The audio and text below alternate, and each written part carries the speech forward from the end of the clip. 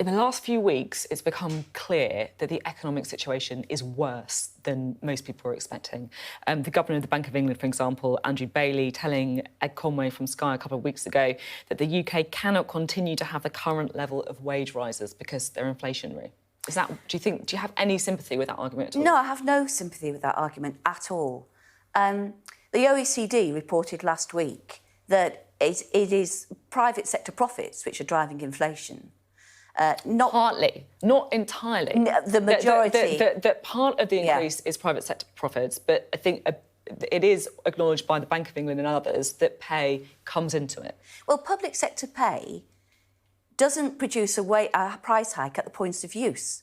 Consumers, if they're using state education, don't pay per lesson. Consumers don't, if they're using the National Health Service, pay per time they go. It doesn't feed into cost price rises in the same way that you could argue excessive pay rises in the private sector, although we haven't seen those, feeds into the prices people pay.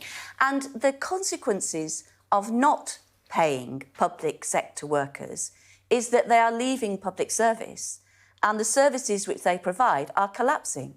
You have to invest.